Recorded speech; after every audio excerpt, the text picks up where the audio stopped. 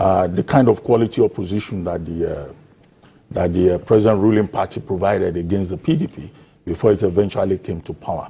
But I think that it's a matter of time.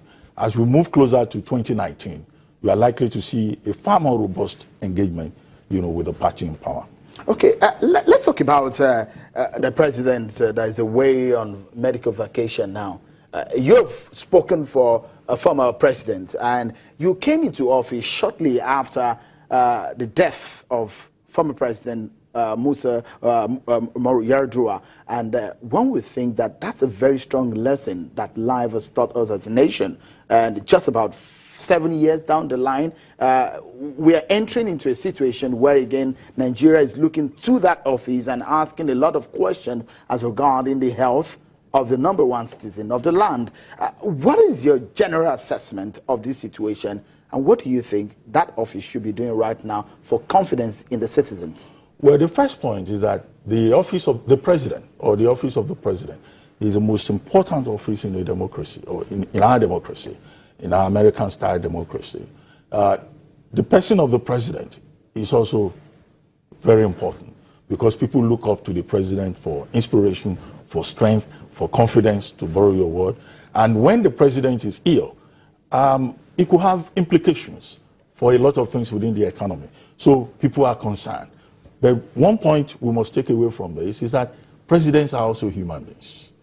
They can fall sick, they're open to fractures. They also have an immune system that could fail them at times. So that is important. The president can fall ill. But what you then find is that presidencies all over the world, in the US, in France, they always try to manage the sickness of a president because it's delicate. I give you some examples. All right, just before the example, we need to go on a short break at this point now. We'll take a moment. And when we return, we continue the conversation with Dr. Abati, a former presidential spokesperson. Join us again.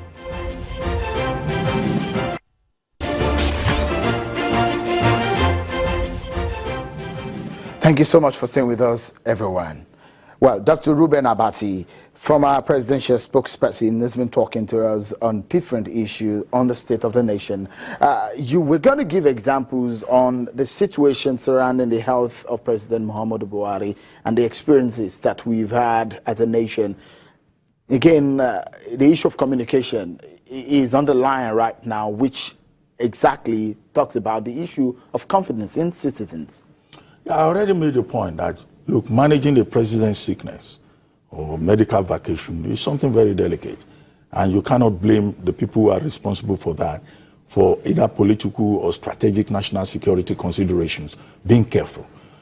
Francois Mitterrand, who was president of France in 1981, shortly after he took over, discovered that he had prostate cancer. And the prostate cancer was already metastasizing, reaching his bones. You know, he called his doctor aside and said, this must be treated as state secret. And he remained in power for about, I think, 14 years. The most celebrated case is documented in a book by Michael Ijo called The President is a Sick Man. It's a case of Grover Cleveland, who was 22nd and 24th president of the United States. He had just taken over power for his second term, and there was crisis in the country.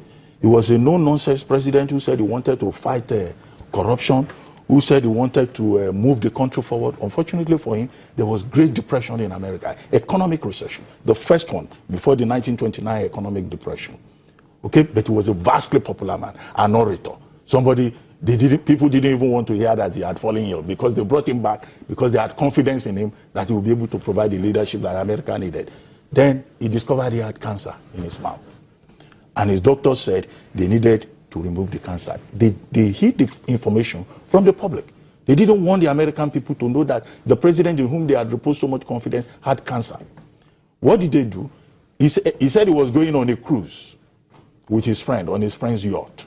Then they arranged 6 doctors.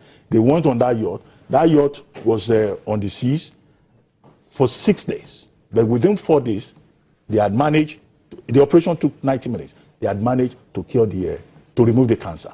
Okay? Even removing his upper jaw. In the book, we're told that, in fact, because he had a trademark mustache, they wanted to conceal the information so much, the doctors made sure they did not tamper with the mustache because they didn't want the president looking and looking funny and people asking questions. However, it leaked. One journalist called E.J. Edwards reported that the president was sick, he underwent a surgery and all that. The White House denied. The man was called all kinds of names, and he was dismissed even by his own colleagues as a disgrace to American journalism. But do you know that 12 years after the president had died, it was discovered that, in fact, E.J. Edwards was writing the truth. And so many other examples like that. George Bush had 2 colonoscopy operations. Woodrow Wilson. Woodrow Wilson had stroke. But this and they had to hide it. In fact, is it well handled? It was Woodrow Wilson's wife, Edith Wilson, who ran the American system for the period when her husband was ill. And she boasted famously that she took charge of America. It's not so difficult to run America. Talk about it. The situation in Nigeria, is it well handled as it looks now? Well, what has happened is that it is natural for people to be anxious about the health of their president. You cannot question that, okay? But it's also the responsibility of those managing the situation. 1, not to provide unnecessary news. 2, not to cause unnecessary panic. And what you can take from all of this is that the president has acted well under Section 145 of the Constitution, because the Constitution does not contemplate a vacuum. So if the president is going to go on vacation, Constitution says he hands over to his vice president, who will be the acting president. There is a single presidency. So even the job of an acting president is delegated authority, because what we're dealing with is temporary incapacity within the eyes of the law. What I have criticized in this matter is, trying to stop people from turning the thing into a circus. I wrote a piece and people say, oh, you are mocking an old man. I said, no, I'm not mocking an old man. Because if care is not taken, everybody will want to go to London. So I said I too would like to go to London. And since I wrote the piece, people have told me they too would like to go to London. If you allow them, they will begin to distract the government. Dr. Reuben Abati, we must leave it at that. Okay. Many thanks for your thoughts on these issues. No problem. Many thanks. Always a pleasure talking to you. And that's Dr. Reuben Abati, former presidential spokesperson in Nigeria. Many thanks for being part of the program. On behalf of the team, I'm sure Kimale. Bye for now.